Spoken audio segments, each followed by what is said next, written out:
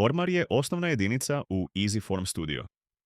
Sve transformacije koje primijenite, poput promjene veličine ili rotiranja, automatski utječu na sve njegove sastavne dijelove. Police, vrata, ladice i ostale elemente. Svim povezanim dimenzijama automatski se ponovno izračunava vrijednost kad god prilagodite širinu, visinu ili dubinu ormara. Isprobajmo to tako da dodamo nekoliko polica.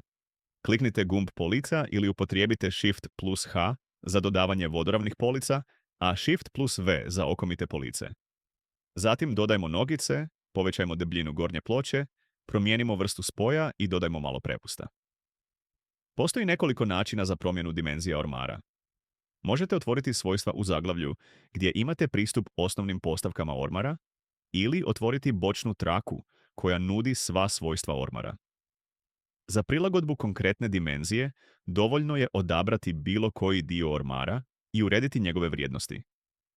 Možete unijeti točnu mjeru, na primjer 850 mm, ili relativne prilagodbe poput plus 15 mm ili plus 5 cm. Kad napravite te promjene, svi elementi ormara automatski se preračunavaju, pa možete raditi onako kako vam najviše odgovara. Drugi način je skaliranje, korisno kada želite da ormar popuni određeni razmak.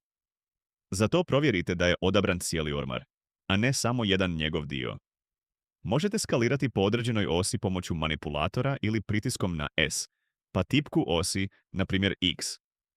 Zatim pomaknite miš kako biste prilagodili veličinu. Ako je uključeno hvatanje, snapping, ormar će se automatski prilagoditi kad dosegne rub drugog elementa. Tako dobivate fleksibilnu i preciznu kontrolu nad dimenzijama ormara.